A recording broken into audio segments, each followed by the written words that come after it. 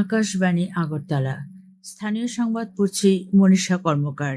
আজ মুসলিম সম্প্রদায়ের অন্যতম উৎসব ঈদুল আজহা।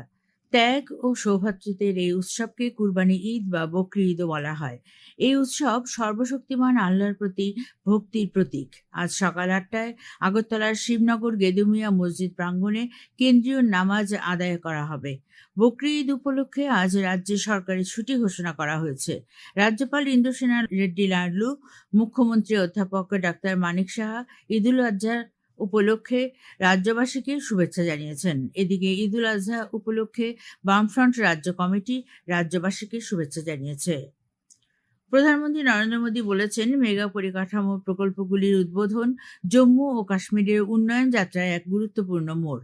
কাটরায় চেনাব সেতু এবং আদিগান খাত সেতু উদ্বোধন করে শ্রী মোদী উল্লেখ করেন যে অত্যাধুনিক চেনাব সেতু জম্মু ও শ্রীনগরের মধ্যে যোগাযোগ উন্নত করবে। তিনি বলেন, কাশ্মীর থেকে কন্যাকুমারী পর্যন্ত দেশ এখন রেল নেটওয়ার্কের সঙ্গে সংযুক্ত। চেনাব এবং আঞ্জি সেতু জম্মু ও কাশ্মীরের সমৃদ্ধির প্রবেশদ্বার হিসেবে কাজ করবে। গতকাল প্রধানমন্ত্রী ৪৬,০০০ কোটি টাকারও বেশি মূল্যের একাধিক উন্নয়ন প্রকল্প জাতির উদ্দেশ্যে উৎসর্গ করেন।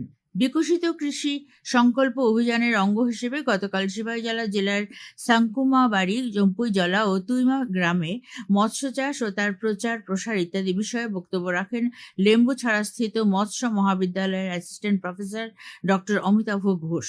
তিনি মৎস্য মহাবিদ্যালয়ে মৎস্য চাষীদের জন্য বিভিন্ন প্রশিক্ষণ ও সুযোগ সুবিধার কথা তুলে ধরেন। গতকাল দক্ষিণ জেলার রূপাইছড়ি ব্লকের ৯টি স্থানে কৃষি বিজ্ঞানীদের ৩টি দল কৃষকদের সঙ্গে মত বিনিময় করেন। উত্তর মনুবঙ্কুল ও দক্ষিণ মনুবঙ্কুলে আয়োজিত সভায় বিধায়ক মাইফারপ্রু মগ তাদের কৃষিকাজ বিষয়ক নানা পরামর্শ দেন। বিকশিত কৃষি সংকল্প অভিযানের অঙ্গ হিসেবে মাতাবাড়ি ব্লকের চন্দ্রপুর ভিলেজ গ্রাম পঞ্চায়েতে এক সভা অনুষ্ঠিত হয়। সভায় কৃষকদের সঙ্গে মত বিনিময় করেন কৃষি বিজ্ঞানী সহ স্থানীয় বিধায়ক Abhishek Debroy. Supreme court national board of examinations NBE কে আগামী ৩রা আগস্ট এক শিফটে নিট পিজি 2025 পরীক্ষা আয়োজনের অনুমতি দিয়েছে।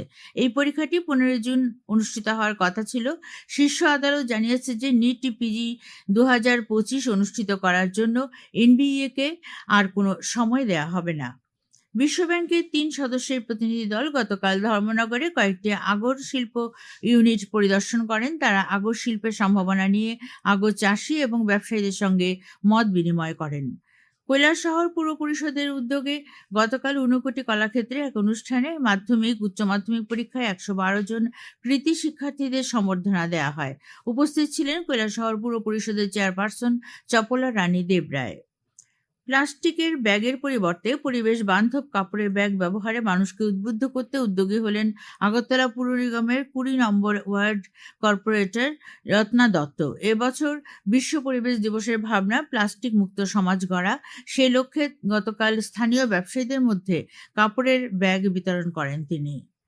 সিপাহীজলা জেলাভিত্তিক বিশ্বদেব স্মৃতি শিশু নাটক প্রতিযোগিতা গতকাল বিশ্রামগঞ্জ শচীন দেববর্মন স্মৃতি কলাক্ষেত্রে অনুষ্ঠিত হয়েছে। উদ্বোধন করেন সিপাহীজলা জেলার অতিরিক্ত জেলাশাসক রিঙ্কু রাঠোর।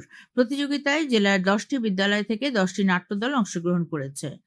আগরতলা গভর্নমেন্ট মেডিকেল কলেজের উদ্যোগে all Tripura government doctors association Chhamanu সামাজিক স্বাস্থ্য কেন্দ্রের সহায়তায় গতকাল লংতরাই ভ্যালিতে এক স্বাস্থ্য ও রক্তদান শিবির অনুষ্ঠিত হয়েছে। শিবিরে মোট 418 জন রোগীকে চিকিৎসা পরিষেবা প্রদান করা হয়েছে। শিবিরে 18 জন রক্তদান করেন। দক্ষিণ জেলা প্রশাসন আয়োজিত 17 দিন ব্যাপী গ্রীষ্মকালীন ক্রীড়া শিবির গতকাল শেষ হয়েছে। 17টি ইভেন্টে ৩,488 জন ছাত্রছাত্রী শিবিরে অংশগ্রহণ করে।